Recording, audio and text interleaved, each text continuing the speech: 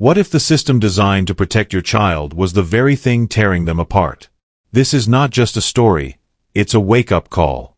A bullied girl, a corrupt town, and a father the government tried to erase. Stay with us, because the truth you'll uncover by the end could change how you see justice forever. This is about power, silence, and the moment everything breaks. Don't miss a second. Hit like, subscribe, and let's get into the story that everyone's talking about, before it's too late. Maya Carter had always been taught to walk with her head held high, no matter where she was.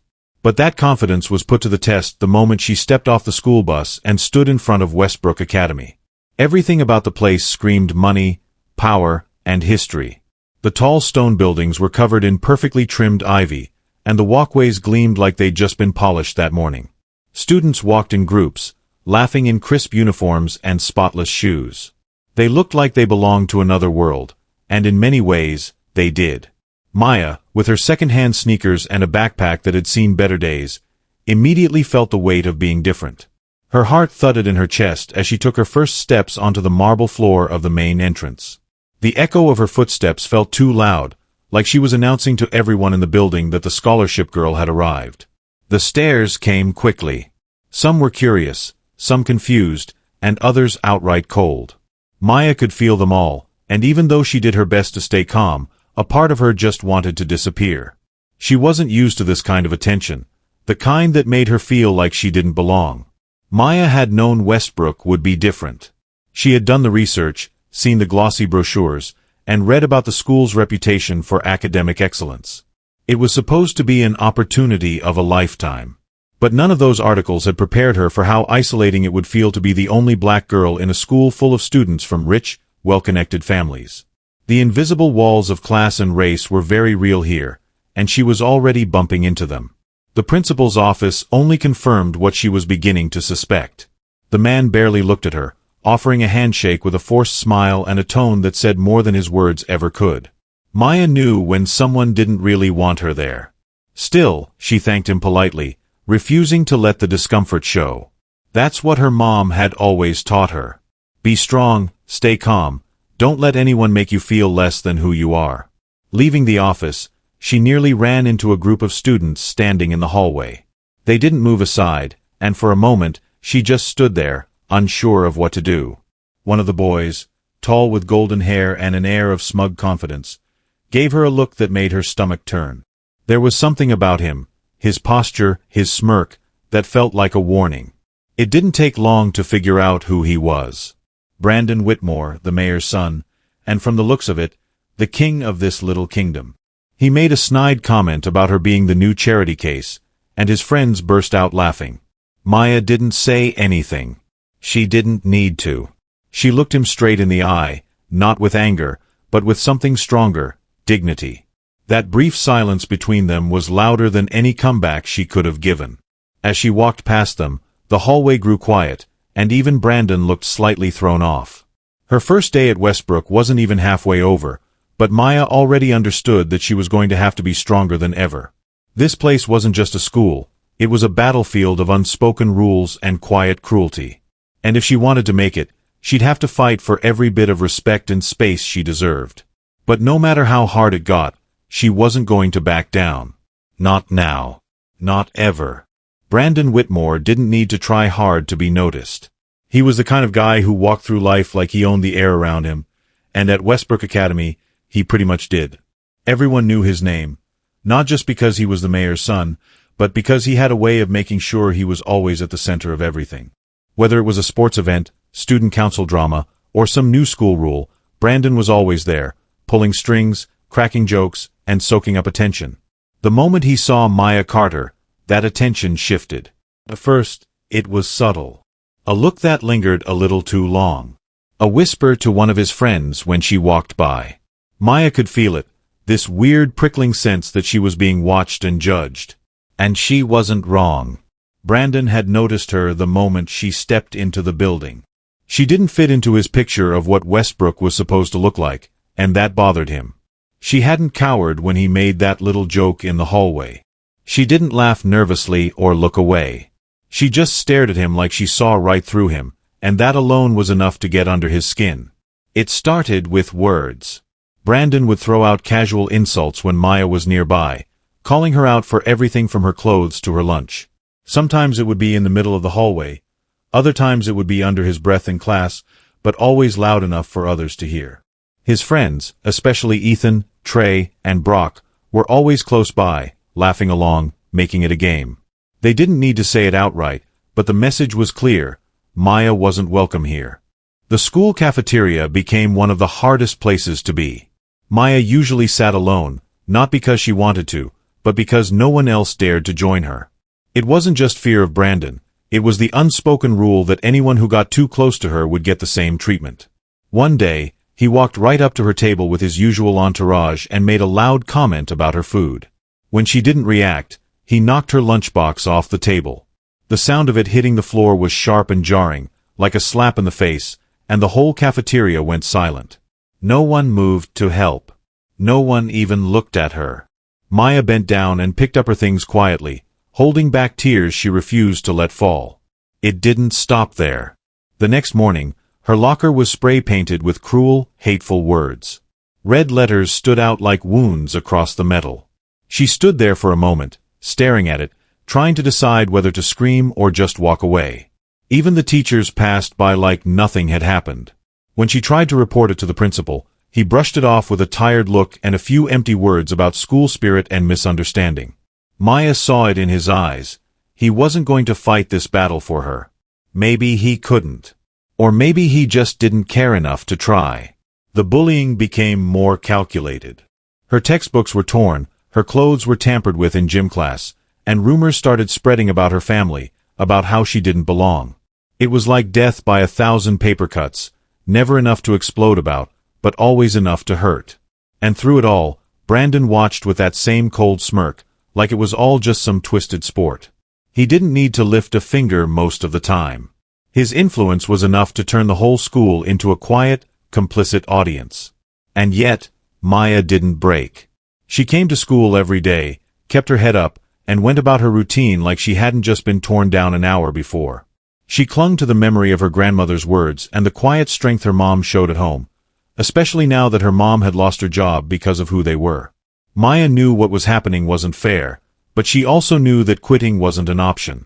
If she left, if she disappeared, Brandon would win. And she wasn't going to let that happen. Still, the pressure was real. Every step in those hallways felt like walking a tightrope. One wrong move, one moment of weakness, and Brandon would use it against her. But Maya had something he couldn't understand. She had resilience born from a lifetime of having to prove herself. She had heart, integrity, and the kind of determination that comes from knowing you have no choice but to keep going. Brandon might have had power, but Maya had purpose, and though she didn't know it yet, that made her far more dangerous than he ever imagined. Maya Carter knew things were bad, but she hadn't expected the system to turn its back so completely. After everything Brandon Whitmore had done, after the locker, the lunchroom, the whispered threats and the silence that followed, she finally decided to report it. She typed it all out, printed screenshots of the messages, wrote down times and names. She wasn't expecting a miracle, just someone to say it mattered. Just someone to believe her. But when she sat across from Principal Simmons in his overly neat office, she could already feel where the conversation was going. He glanced at her folder for all of 2 seconds before giving her the kind of look people use when they want you to leave without making a fuss. He said a lot of words that didn't mean anything. Something about school culture, about how things can be taken the wrong way, about how the staff was already very busy but they'd look into it. Maya sat there, feeling her throat tighten. She had handed over her truth, and he'd handed her back nothing. The worst part wasn't even the dismissal. It was how routine it felt, like he'd done this before and didn't feel bad about it at all. Back at home, things weren't much better. Elena, her mom, was trying her best to stay strong, but Maya could see the cracks. The job Elena loved, working as a nurse at the local hospital, had been slipping away bit by bit. It started with her hours being cut. Then came the strange new complaints, all vague, all impossible to disprove. Elena wasn't stupid. She knew what it meant. The Whitmore name carried more weight in that town than anyone liked to admit, and if Brandon wanted someone gone, they'd be gone. The day the hospital told Elena not to come back, They didn't even do it face to face. It came in the form of a short, cold phone call that used the word budget cuts, but both she and Maya knew what it really was. Retaliation. A warning. Elena tried to keep it together for Maya's sake, telling her they'd figure it out, that they were used to tough times. But Maya saw her mom break down in the kitchen one night, crying quietly into her hands when she thought no one was watching. That image stuck with Maya. It carved itself into her heart. It was one thing to be bullied by kids who didn't know better. It was another thing entirely to be failed by the adults who were supposed to protect you. Maya had hoped that someone, anyone, would step up. A teacher. A counselor.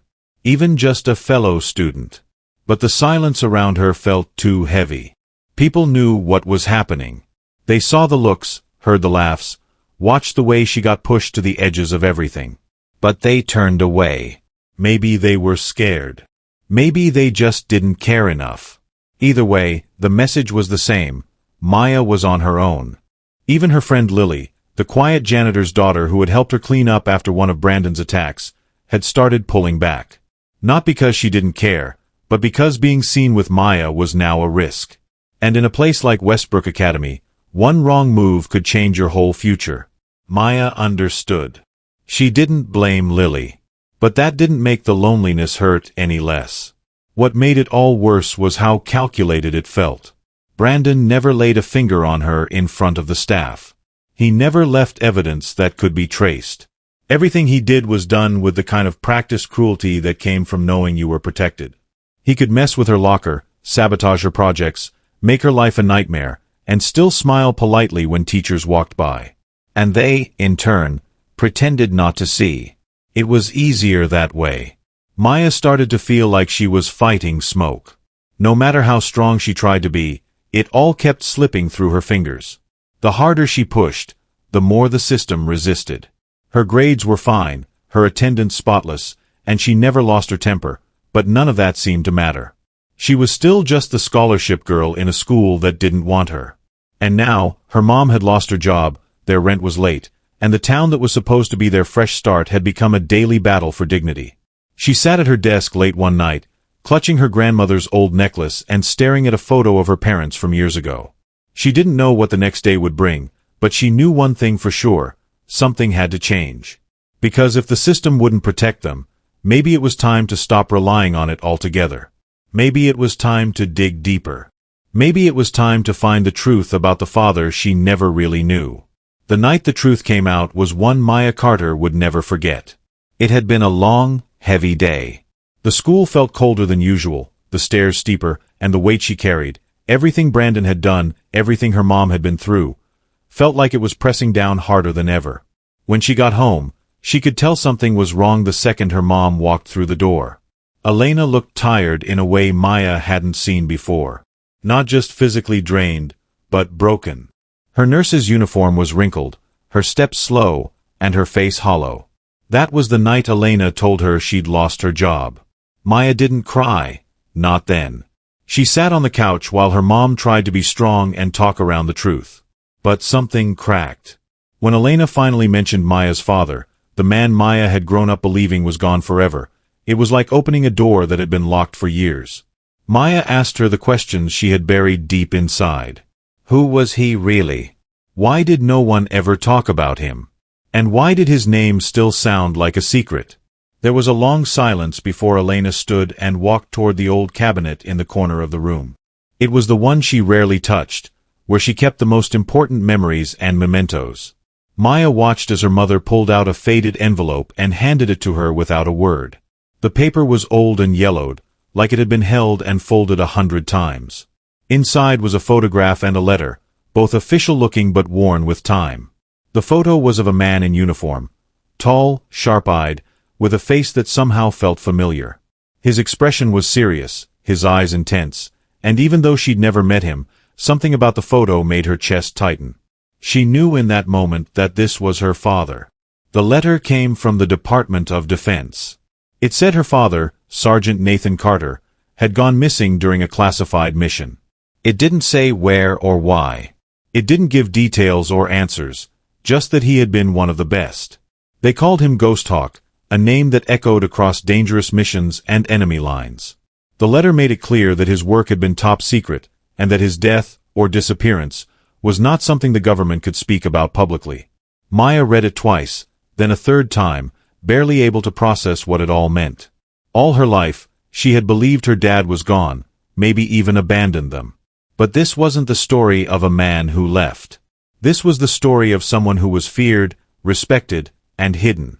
Someone who became a myth inside military circles. A ghost who moved without a sound and never missed his target.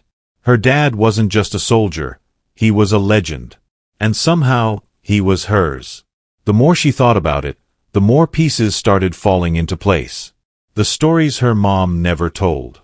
The way certain people in town acted strangely distant when they heard her last name. Even the silver pendant she wore, her grandmother had said it was for protection.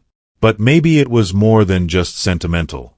Maybe it was a thread that had always been there, quietly connecting her to the father she never knew.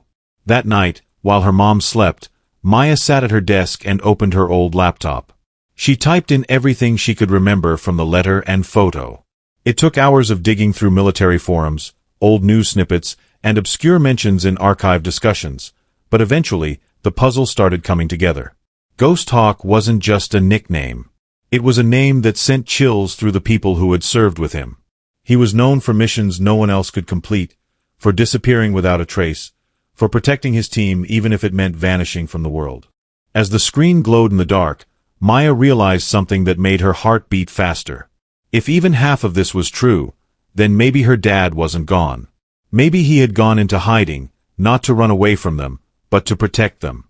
Maybe he had never stopped watching over her. And maybe, just maybe, he was still out there. She found a number scribbled at the bottom of the file, next to a short line written in her mother's handwriting, "Only call if it's life or death." Maya stared at it for a long time, her thumb hovering over her phone. Everything in her life was upside down. She had no power, no one in the system to trust, and now they were being threatened. If that wasn't life or death, she didn't know what was. So she made the call. And on the other end of the line, a voice answered. Cold, calm, and familiar. The voice of someone who had been waiting for this moment. When Maya Carter made the call to the number scribbled at the bottom of her father's file, she had no idea what would happen next. She didn't know if it would even go through. For a long moment, all she heard was silence, the kind that stretches and fills a room like thick fog. Then, a voice answered. Calm, cold, and controlled. It wasn't emotional or surprised. It was precise, as if the person on the other end had been expecting this call all along. That voice belonged to her father, Nathan Carter. Ghost Hawk. The next morning, everything felt different. Maya still walked the halls of Westbrook Academy like she had the day before, but now there was a quiet strength pulsing beneath her skin. Brandon Whitmore's sneers still came, and his friends still laughed a little too loudly, but she didn't flinch. Not because things had gotten easier, if anything, they were only getting worse, but because she knew she wasn't alone anymore. Somewhere out there, her father had come back to life. Not with fanfare or a grand entrance, but the way legends move, quietly, like a shadow. Nathan Carter didn't return with sirens or spotlights. He slipped into Westbrook the way a ghost would. No one saw him arrive. No one heard his footsteps. But he was there, watching. Measuring. Waiting. He studied Brandon, tracked his patterns, the way he moved through the school like he owned it. He watched Richard Whitmore, the mayor, carry himself with pride built on secrets. Nathan saw everything. The network of control. The way the staff obeyed out of fear. The silence that kept Maya isolated. And he started collecting information. At first, it was small things. A photo here. A recording there. He'd quietly slip into places no one expected him to be, extracting proof of corruption, harassment, and cover-ups. Emails, documents, financial records, anything that showed the truth behind the polished surface of the Whitmore's world. It wasn't about violence, at least not yet. It was about strategy. Nathan Carter had been trained to break apart enemy strongholds, and now he was using every ounce of that training to do it again, this time for his daughter. While he worked behind the scenes, Maya started noticing changes. Teachers who used to ignore her were suddenly polite, careful with their words. Whispers floated through the halls. Someone had found photos of Brandon vandalizing property. A few parents had received anonymous packages with damning evidence about how the school was being run. The shift was subtle at first, but real. People were beginning to look over their shoulders. The same fear they used to direct at her was now showing up in their own eyes. At home, Elena Carter began to sense it too. Calls came in from old friends offering her quiet support.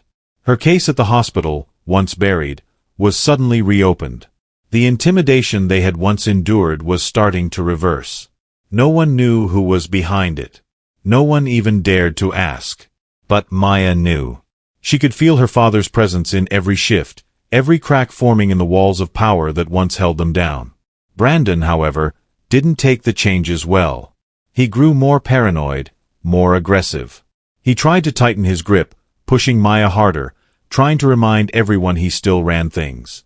But he didn't understand what was happening. He couldn't see the full picture. That was Nathan's advantage. He had the patience of a hunter and the mind of a strategist. He wasn't looking for revenge. He was building something much bigger. He was giving Maya room to breathe, space to rise, and a chance to fight back on her own terms. By the end of the week, Brandon was no longer the untouchable king of Westbrook. Rumors swirled, reputations cracked, and his once loyal circle began to shrink. Teachers whispered behind closed doors, and parents started demanding answers from the administration. The Whitmore name, once treated like royalty, was beginning to feel toxic. And still, no one knew where it was coming from. Nathan Carter kept moving in silence. He didn't need applause or recognition. He wasn't there to be a hero. He was there to protect what mattered most, his daughter and the future she deserved. Every move he made was calculated, every piece of information released at the perfect time. Westbrook was being turned inside out, not by force, but by truth. And while Maya still faced the daily challenges of walking through those halls, she did it now with a new kind of strength. Because somewhere in the shadows, Ghost Hawk was watching. And no one, not Brandon, not Richard, not anyone, was going to hurt his family again. It didn't happen all at once, but the fall of the Whitmore Empire began like a quiet leak in a dam, slow, unnoticed, and easy to ignore. At first, the signs were small. A few nervous glances in staff meetings. Rumors among students that someone had proof of Brandon's behavior. Then came the anonymous emails. Screenshots of messages, surveillance footage, financial records. Pieces of a much larger puzzle began landing in inboxes all across Westbrook. Teachers, parents, journalists, town council members. No one knew who was behind it, but the message was clear. The truth was no longer hidden. Brandon Whitmore was the first to feel it. The confidence that had once radiated from him started to crack. His walk through the halls lost its usual swagger. His jokes didn't land the same way. His friends, once glued to his side, started keeping their distance, offering polite nods but avoiding being too close. The laughter that used to follow his cruel remarks turned into awkward silence. Something had changed, and he could feel it. But the worst part for him was that he didn't know who to blame. The attacks weren't physical, they were psychological, strategic. Information leaked at just the right moment to make him look like a liar, a bully, and a fraud. His father, Mayor Richard Whitmore, didn't fare much better. For years, he had controlled the town with charm and quiet intimidation. His political connections and deep pockets gave him leverage in every corner. Schools, hospitals, the media. But now that grip was loosening. Articles started appearing in local news about missing funds, questionable contracts, and abuse of power. Long-forgotten cases were being reopened. Journalists who once stayed quiet were now publishing front-page exposés. Council members who used to echo his opinions were suddenly asking difficult questions in public meetings. Richard tried to downplay it all, claiming political attacks or misinformation. But the evidence was too detailed, too specific, and too convincing to ignore. Behind the scenes, Nathan Carter, Ghost Hawk, continued his mission with the same precision he once used on the battlefield. He had spent a lifetime studying how to dismantle complex systems, and now he was applying that knowledge to tear down the empire that had hurt his family. He didn't just expose their corruption, He made sure the town saw the human cost of it. Maya's story, Elena's struggles, the silenced voices of other students and staff, he connected it all. It wasn't about revenge. It was about justice. At Westbrook Academy, a shift in the atmosphere was impossible to miss. The teachers, once hesitant to acknowledge Maya in public, were now nodding at her in the hallways, even offering help and kind words when no one else was around. Students whispered her name with a mix of curiosity and admiration. Her story had spread far beyond the classroom. She wasn't just the scholarship girl anymore. She was the one who stood her ground, even when the system tried to break her. Brandon, on the other hand, was unraveling. His temper flared easily, and he started lashing out at people who used to support him. He couldn't escape the whispers, the stares, the phone buzzing constantly with anonymous messages reminding him of everything he'd done. His car was vandalized one morning, not with damage, but with photographs of his worst moments plastered across the seats. Pictures of Maya's locker, screenshots of his cruel texts, and a note that simply said, "We remember." Richard tried to hold on. He called in favors, hosted emergency meetings, and threatened anyone who challenged his authority. But it only made things worse. The more he pushed, the more people pushed back. Even his allies began to see him for what he was, an insecure man clinging to power that was never really his. The town had started to wake up, and once that happened, there was no going back. The Whitmore name, once spoken with respect and fear, now carried the weight of scandal and disgrace. Their empire, built on influence and intimidation, was crumbling from the inside out. And the one pulling the strings, ensuring every piece fell at the right time, remained unseen. Nathan Carter watched from the shadows, silent and unrelenting. He didn't need to stand in the spotlight. He just needed the truth to shine through. And it was.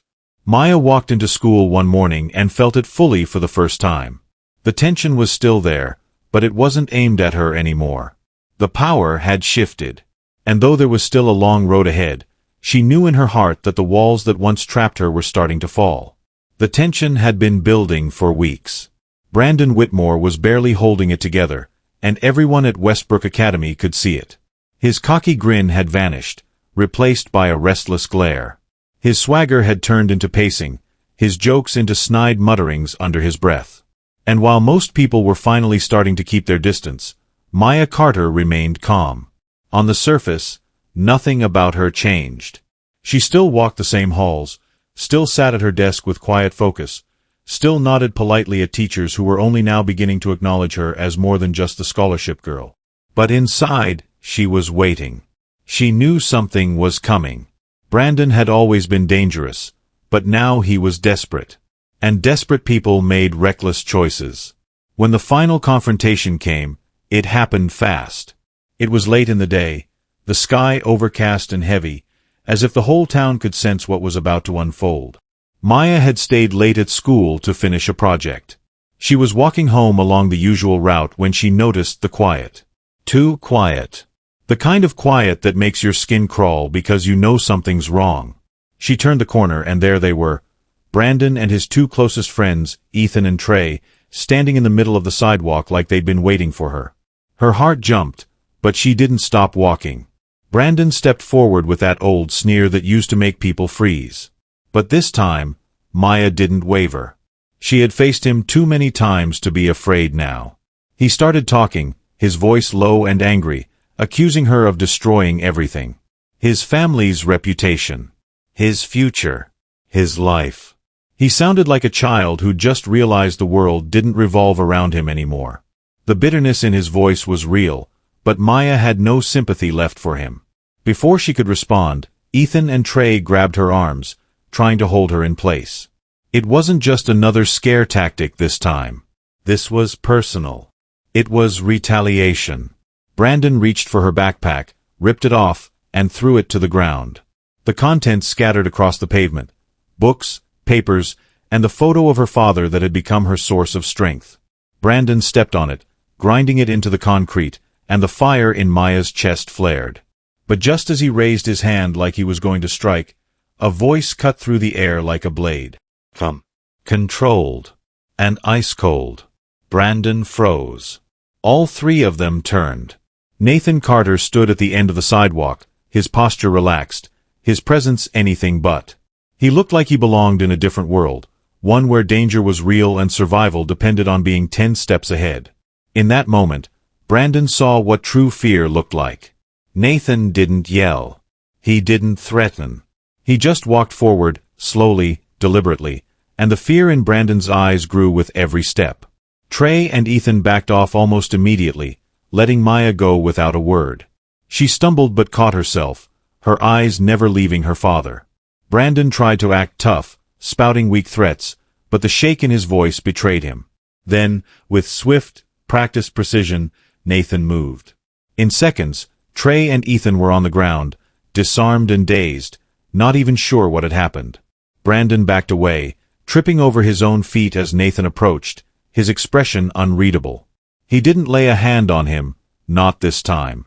Instead, he made it clear, this was the final warning. Any further harm to Maya would be met with consequences Brandon couldn't begin to imagine. Brandon collapsed to the pavement, humiliated and terrified. Nathan turned to Maya, gently helping her to her feet. She didn't say anything, just clung to him for a moment, overwhelmed by the mix of relief and emotion. She had spent her life wondering what kind of man her father had been. Now she knew. By the time the police arrived, tipped off by a neighbor who had seen the confrontation, Brandon and his friends were still too stunned to resist. Officers took statements, gathered evidence, and placed all 3 boys under arrest.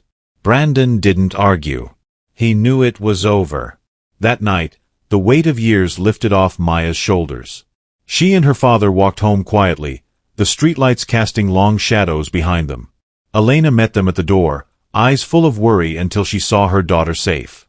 The 3 of them stood together in their small living room, not as victims anymore, but as a family finally united. The fight wasn't completely over, but the worst of it was.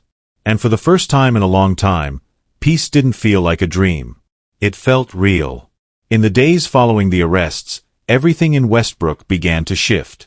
What once felt like a town wrapped tightly in silence, and fear slowly started to breathe again. The news of Brandon and Richard Whitmore's downfall spread like wildfire. It was in the papers, on local radio, whispered in grocery store aisles and shouted in coffee shops. People who had once looked the other way were now speaking up, emboldened by the truth finally coming to light. It was as if the entire town had been waiting for someone to break the silence, and once the first crack formed, the whole structure began to collapse.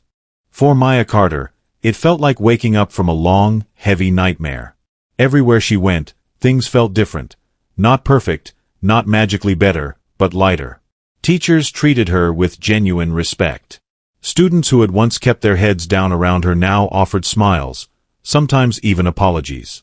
The same hallways that had once felt like battlegrounds were now simply places to walk, to learn, to exist freely.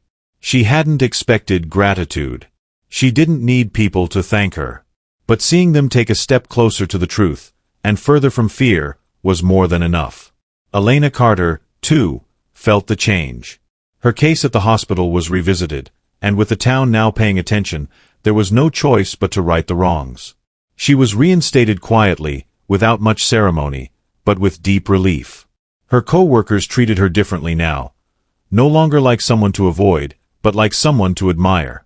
After so many years of carrying her family alone, she could finally stand tall without worrying who was watching. And Nathan Carter, the man once known only as Ghost Hawk, remained in the background, just the way he preferred it. He didn't need public recognition or thanks. He had done what he came back to do: protect his daughter, reunite his family, and make sure justice found its way to the people who thought they were above it. But even as he blended back into the quiet corners of town, everyone who had heard the stories knew that he had been real. That someone had stood up when no one else would.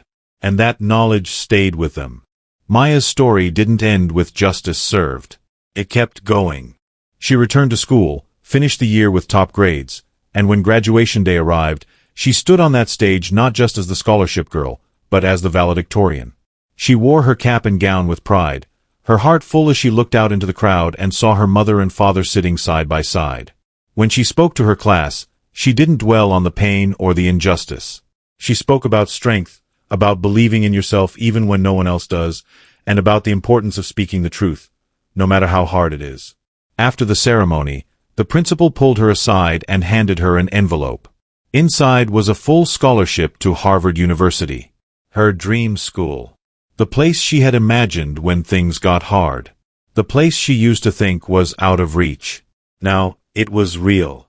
She cried in her mother's arms that night, the kind of tears that come when you finally realize you've made it through.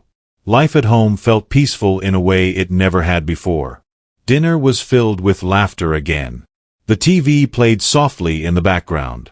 Nathan would sometimes tell stories, not about missions or danger, but about quiet moments, memories of Maya as a baby, stories Elena hadn't heard in years. The fear that once shadowed their family had lifted, and in its place was a sense of togetherness they had longed for. When it came time for Maya to leave for college, the entire town seemed to rally behind her. Neighbors who once avoided eye contact now stopped by with cards and kind words. Lily, her quiet friend from school, brought a small handmade bracelet. Elena cried as they packed the last of Maya's things. Nathan carried her bags to the car without saying much, but his eyes said everything. As they arrived at Harvard's campus, Maya stepped out of the car and took a deep breath. The air was different here, crisp and filled with possibility. She turned back to her parents, hugged them tightly, and promised she'd make them proud. As she walked through the gates, she felt it, that same strength she had carried with her all this time. The strength of her mother's resilience. Her father's protection. Her own unshakable will. From a distance, beneath a quiet tree just outside the gates, Nathan Carter watched her go. No uniform. No rifle. Just a father watching his daughter step into her future. The world would never know all he had done, and that was fine. Because for him, the greatest mission of his life wasn't the one buried in classified files. It was the one that stood tall in that Harvard courtyard, carrying his name, his love, and the legacy of what it means to stand up for what's right.